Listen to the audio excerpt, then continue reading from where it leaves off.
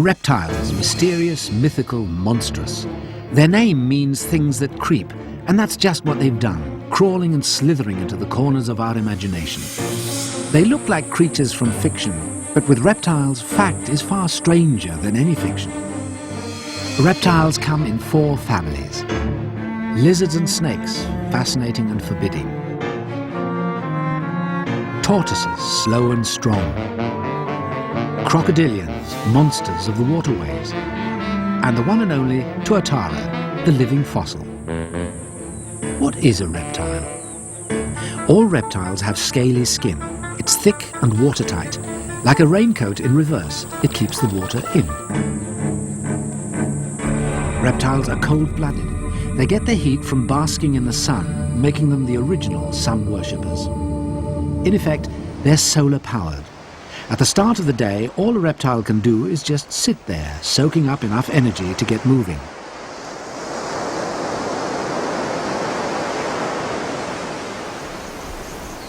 But it's a very efficient design. Since they use the sun to give them energy, reptiles need a lot less energy from food. They can stay in one place, rather than chasing after food like warm-blooded mammals. Reptiles need 80% less energy from food than mammals. And what if they get too hot? Reptiles always find some way to cool down, and they do this in different ways, like hiding under the sand, or clambering into the shade of a convenient rock.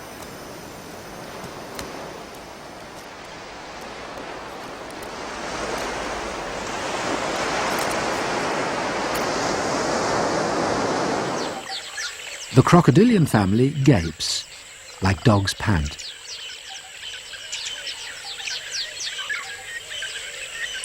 And this creature goes into workout mode to stop the hot sand from burning its feet.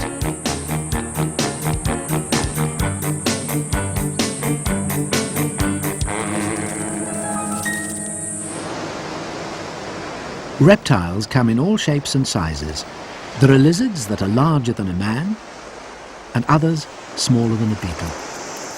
There are 6,500 different types of reptile, and thanks to the process of adaptation, they fit their environment perfectly. Like the Moloch or thorny devil, a threatening, vicious monster, only on the outside. It's a member of the largest reptile family, the lizards, and lives in the deserts where those spines do more than just deter predators, they collect dew for the animal to drink. Or the basilisk, named after a mythical medieval beast that could kill with a single look. This animal is harmless. It's light and athletic and has frills on its feet which help it literally to walk on water. That's why it's sometimes called the Jesus Christ lizard. Geckos have adapted brilliantly. Their feet are like suckers, covered in millions of tiny hairs that will grip almost anything from any angle.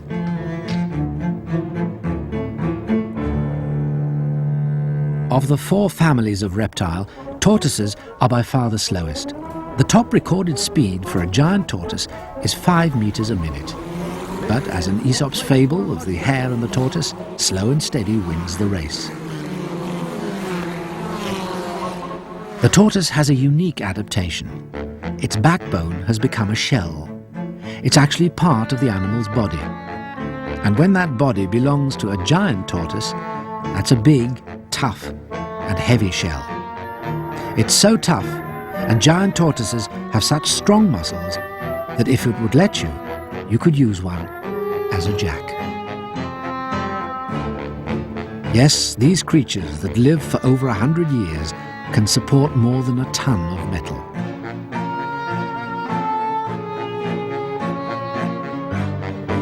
Maybe that's why people in Asia Minor thousands of years ago believed the earth was held up by a tortoise. Sea turtles have adapted to the oceans wonderfully. They can stay underwater without breathing for over 3 weeks at a time. That's 3 weeks just lying on the ocean floor, not something to try in your local pool. But when they move, migrating thousands of miles. One theory explaining this is that millions of years ago, when turtles evolved, the continents were much closer together. Over the millennia, as they drifted apart, these creatures instinctively return to their breeding grounds no matter how far away they are. It's not just great distances they travel. They can dive to great depths too, deeper in fact than the most modern submarine. The reptile family closest to the sea dragons of myth are the crocodilians, embracing alligators, caiman, and of course crocodiles. With their huge smiling jaws and watery eyes, they're as old as the dinosaurs and perfectly adapted to life in the rivers. Their tails are their motors. Their feet are like rudders. Their skin is an iron hull, and when they move, they strike like lightning. A fully grown crocodile can lie submerged for well over an hour waiting for prey.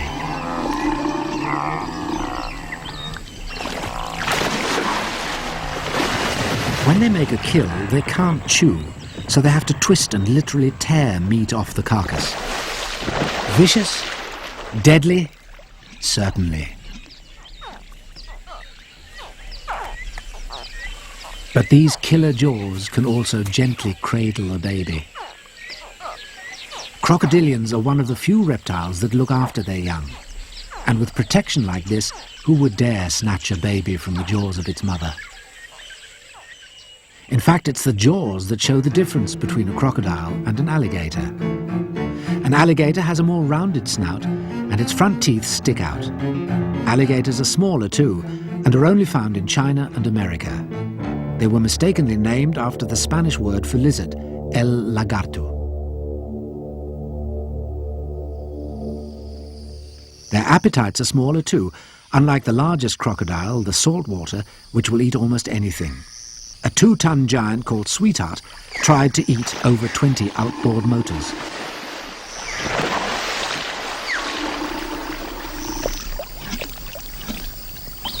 People in Papua New Guinea believe the crocodile is the creator of all things.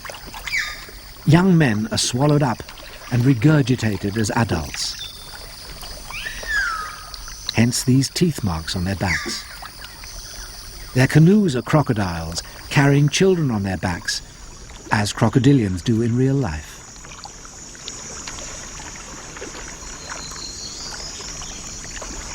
But that doesn't mean you should ignore this sign. Well, would you want to swim with crocodiles? In fact, they're more at risk from us. Maybe those fabled crocodile tears aren't so insincere after all. The ancient Egyptians relied on the Nile for their lives. It was the source of all their prosperity. But swimming in this river of wealth, this gift of heaven, was the crocodile, a deadly reminder that heaven was still in charge.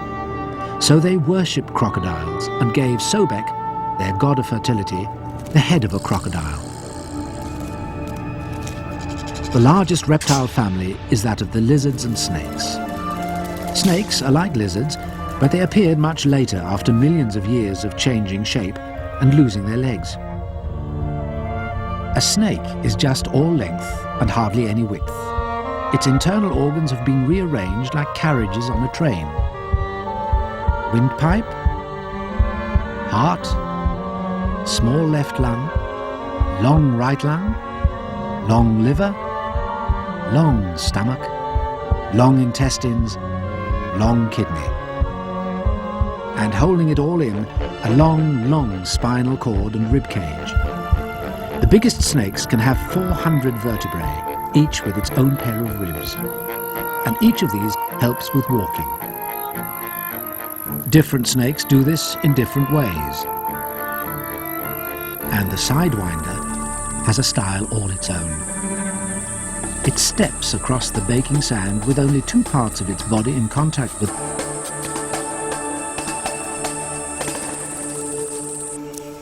Snakes don't just use their muscles to walk. Many use them to squeeze their prey to death by constriction. They do this by literally crushing their prey, tightening their hold with every breath the victim takes, slowly but surely suffocating it. They're so alien that snakes have a special place in mythology. From ancient Greece, where serpents were sent to kill Laocoon and his sons, to the fearsome snake pits of modern adventure films. Then, of course, there is the Greek Medusa, a gorgon with snakes for hair. Even after she was decapitated by Perseus, just one look was still enough to turn anyone to stone. In the Bible, the snake is the original symbol of evil, tempting Eve with the apple. Even a snake's forked tongue seems to carry a threat. Something Hollywood has given lip service to in its movie monsters. It's not real, of course, but it's great entertainment for lounge lizards everywhere.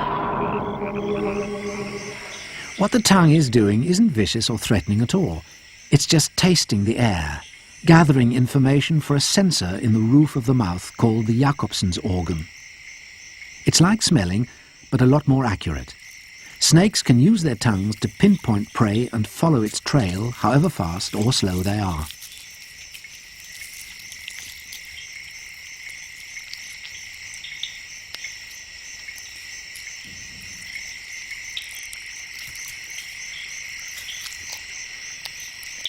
Lizards also use their tongues in various ways, like cleaning their eyes.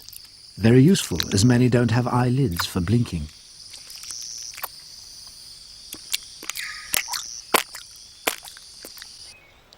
But when it comes to tongues, chameleons can silence any challenge, for their tongues are like an extra limb, longer than their body, and they use them to catch prey.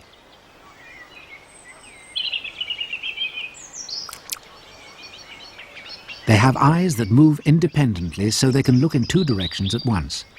If a human tries this, they just go cross-eyed. For a chameleon, it means they can watch for predators whilst homing in on prey before using both eyes to provide targeting for the reptile equivalent of the guided missile. Perhaps what chameleons are most famous for is their ability to change colour. One chameleon can be any or all of these colours. But reptiles don't actually see colour very well. They see movement. Don't move. We're safe from the monster if it doesn't see us.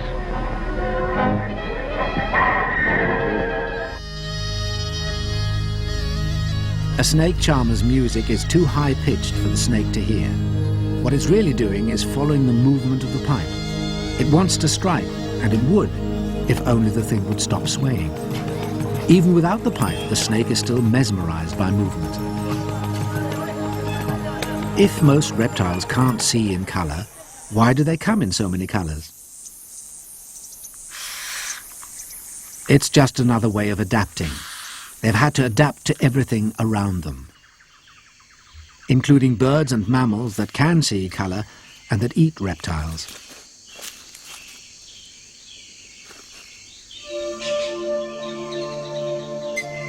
Color can therefore be a reptile's first line of defense.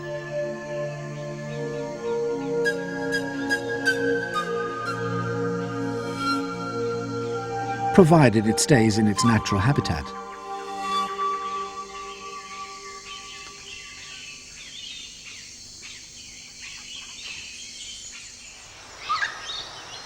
Of course, camouflage helps another way too. It hides them from their prey, making it all the more easy to make that vital strike. There are times, however, when it's better for all concerned if everyone knows who's where. A rattlesnake rattles to say, "Don't tread on me." And peccaries know better than to tangle with a rattler.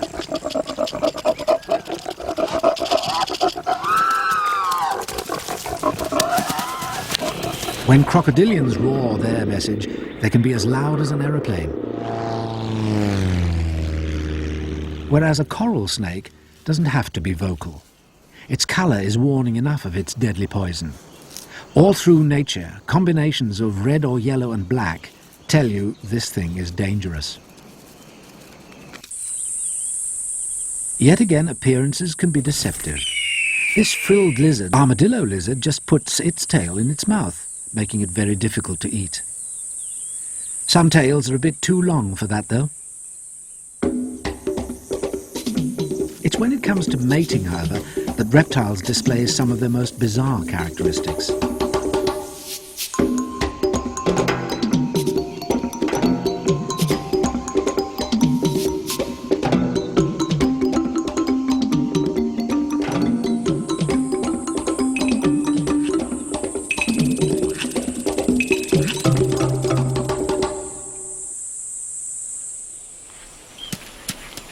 Tortoises can become a pair of tanks, jousting over a female, leaving behind their usual peaceable, shuffling selves.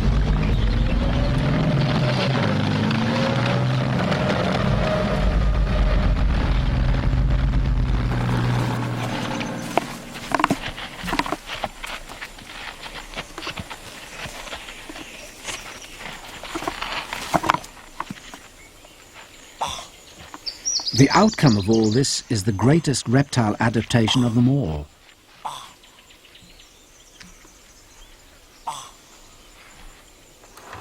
Reptiles were the first animals to be able to leave the water for good and stay on land. But they only accomplished this giant leap by taking a bit of water with them. So wherever a reptile lived, however dry it was, it still had some water for its very young babies.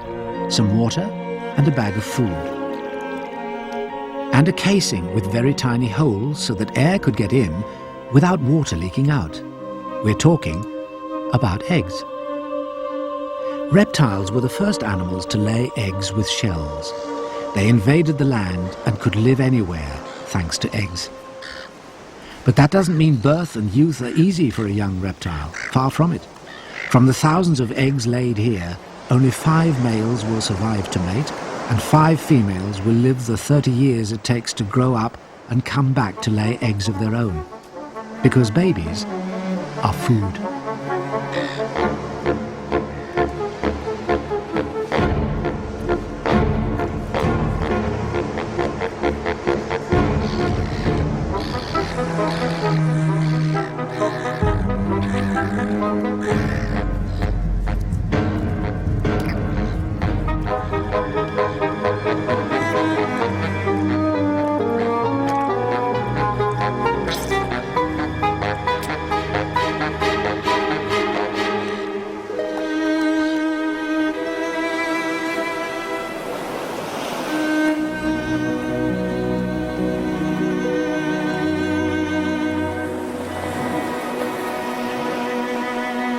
On a group of islands off New Zealand, the 4th and smallest reptile family, the Tuatara, had no mammals to contend with. There are only 3 species of Tuatara, and they're more like ancient reptiles than any other reptile. And they're in danger of becoming extinct. Because almost 1,000 years ago, humans arrived, and they brought with them animals that were new to these islands.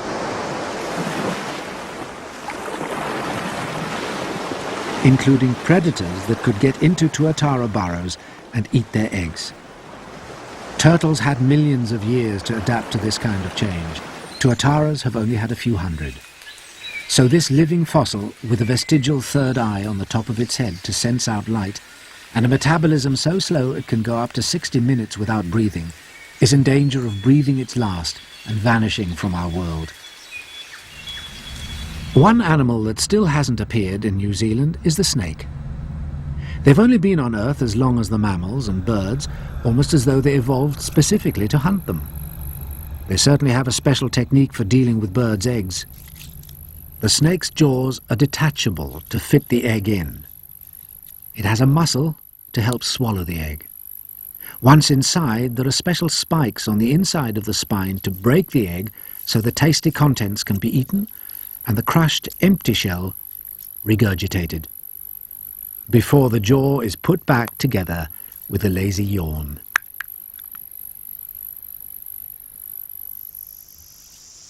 Some snakes also have special heat-sensitive pits in their lips for detecting warm blood. It's like seeing in infrared, and makes striking with those feared venomous fangs all the more easy. Fangs the hypodermic needles of the reptile world. In fact, less than a quarter of the world's snake species have venom that is harmful to people. And many of these are now milked for their poison to create antivenom.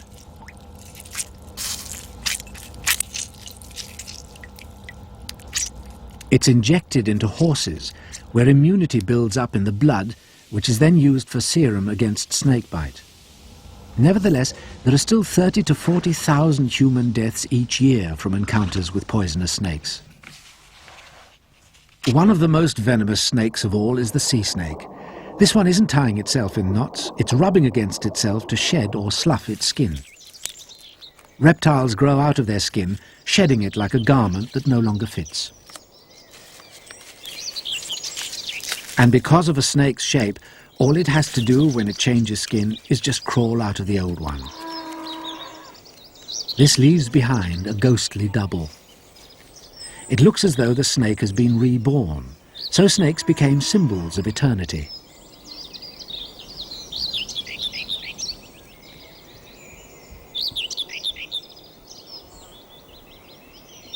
The Hindu god Vishnu lies in heaven in the coils of the eternal serpent. The cobra is a symbol of fertility for Shiva and his wife Parvati.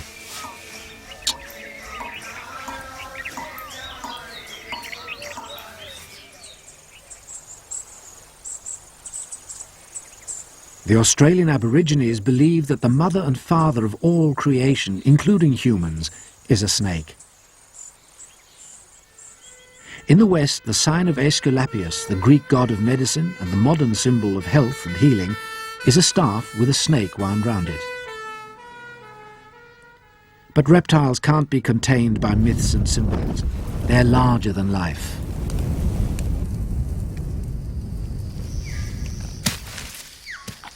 The Komodo dragon, a real live dragon, is the largest lizard in the world. It's 4 meters long, weighs 140 kilograms, and is genuinely fierce. Although it usually feeds on carrion, its saliva is toxic. It can kill just by biting and then waiting for the prey to drop exhausted from infected wounds.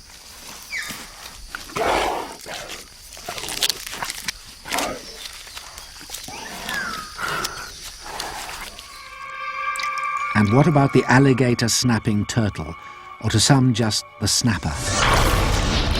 It's the stuff of nightmares. It can weigh as much as a grown man and eats anything it can get.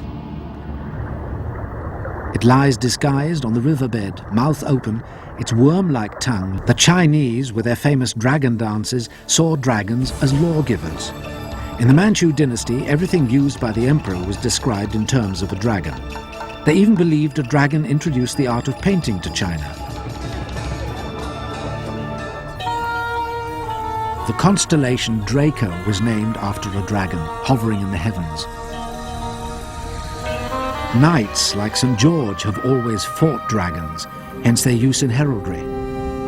But the only reason European dragons came to be bad, great fire-breathing monsters that roamed the countryside kidnapping maidens and hoarding great treasures, was because the early Christians were eager to demonstrate their dominion over the natural world. So legends grew up to show the very image of Christian virtue, like the German Siegfried who slayed the dragon and sought boundless power from its blood. Nowadays, our attitude to nature is very different, but we still hear stories of superhuman struggles against monstrous reptiles. In the early 1900s, a reward of $1,000 was offered by the New York Zoological Society for proof of a snake longer than 13 meters. That's now worth $50,000 and still hasn't been claimed, because despite assertions to the contrary, snakes don't grow that long. The record so far is a reticulated python at 10 meters. It's just another myth we've invented. But it's not humans that are most at risk from snakes. Lizards live the nightmare of knowing that, given the opportunity, a snake won't hesitate to make a meal of its reptilian cousin.